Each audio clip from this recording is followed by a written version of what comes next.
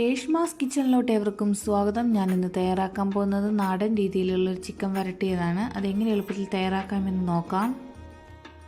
അതിനായി ഞാൻ എടുത്തിരിക്കുന്നത് 1200 ഗ്രാം ചിക്കനാണ്. അതിലേക്കൊരു 1/4 ടീസ്പൂൺ മഞ്ഞൾപ്പൊടി ചേർത്ത് കൊടുക്കാം. കൂട്ടത്തിൽ ഒരു ടീസ്പൂൺ മുളക് പൊടിയും 1 ടേബിൾ സ്പൂൺ ഉപ്പും കൂടി ചേർത്ത് നന്നായൊന്ന് പുരട്ടി കൊടുക്കാം. ചുരുങ്ങിയത് ഒരു അരമണിക്കൂറെങ്കിലും റെസ്റ്റ് ചെയ്യാൻ വെച്ചതിന് ശേഷം നമുക്ക് കറി ഉണ്ടാക്കാൻ തുടങ്ങാം.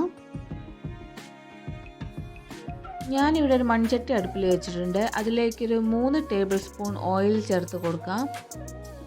ഇനി അതിലേക്കൊരു 3 മീഡിയം സൈസ് സവാള കനം കുറച്ച് നീളത്തിൽ അരിഞ്ഞതും കൂടി ചേർത്ത് കൊടുത്തിട്ടുണ്ട്. കൂട്ടത്തിൽ കുറച്ച് കറിവേപ്പിലയും കൂടി ചേർത്ത് കൊടുത്ത് ഇളക്കി കൊടുക്കാം.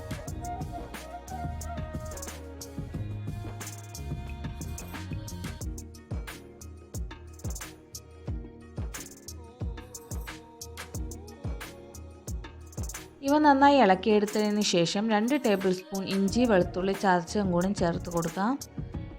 എന്നിട്ട് ഒരു ഗോൾഡ് നിറമാകുന്നവരെ നന്നായി ഒന്ന് വഴറ്റിയെടുക്കാം. നമ്മുടെ ഉള്ളിയൊക്കെ നന്നായി വഴറ്റിയെടുത്തിട്ടുണ്ട്. ഇനി ഇതിലേക്ക് ഒരു തക്കാളി അരിഞ്ഞും കൂടി ചേർത്ത് കൊടുത്തിട്ടുണ്ട്. തക്കാളി ഒന്ന് നന്നായി ഒന്ന് വഴറ്റിയെടുക്കാം. അതിനുശേഷം ഒരു 1/4 ടീസ്പൂൺ മഞ്ഞൾപ്പൊടി, 1 ടേബിൾ സ്പൂൺ മുളക് പൊടി,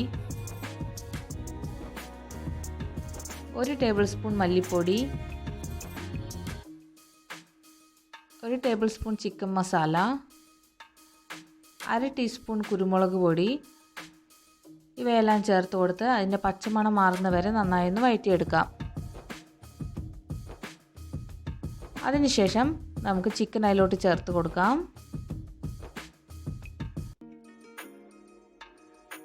ചിക്കൻ എല്ലാം ഇട്ട് കൊടുത്തതിന് ശേഷം നന്നായി ഇളക്കി യോജിപ്പിച്ച് നമുക്ക് അടച്ച് വെച്ച് വേവിക്കാം. വേറെ വെള്ളമൊന്നും ചേർക്കുന്നില്ല.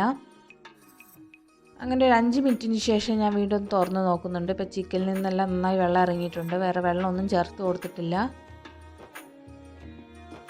ഇവയെല്ലാം നന്നായി ഒന്ന് ഇളക്കി കൊടുത്തതിന് ശേഷം ആവശ്യമുണ്ടെങ്കിൽ കുറച്ച് ഉപ്പും കൂടിയും ചേർത്ത് കൊടുക്കാം. ഞാനിവിടെ ഒരു 1 ടീസ്പൂൺ ഉപ്പും കൂടിയും ചേർത്ത് കൊടുക്കുന്നുണ്ട്.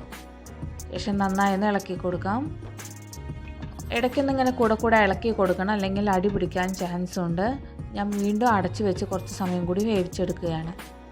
വീണ്ടും ഒരു 5 മിനിറ്റിന് ശേഷം ഞാൻ തുറന്നു കൊടുത്ത് ഒന്ന് ഇളക്കി കൊടുക്കുന്നുണ്ട്.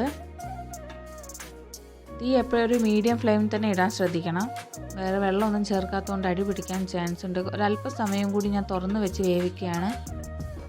അങ്ങനെ നമ്മുടെ ചിക്കൻ ഇവിടെ നന്നായി വെന്ത് വന്നിട്ടുണ്ട്. ഗ്രേവി കുറച്ച് വേണമെന്ന് ആവശ്യമുള്ളവർക്ക് ഈ സമയത്ത് സ്റ്റൗ ഓഫ് ചെയ്താൽ, അല്ല ഗ്രേവി ഒട്ടും വേണ്ട നന്നായി ഒന്ന് വഴറ്റിയെടുക്കണം എന്നുണ്ടെങ്കിൽ കുറച്ച് സമയം കൂടി തുറന്ന് വെച്ച് വേവിക്കാവുന്നതാണ്. നമ്മുടെ ചിക്കൻ വരട്ടിയത് ഇവിടെ റെഡി ആയിട്ടുണ്ട്.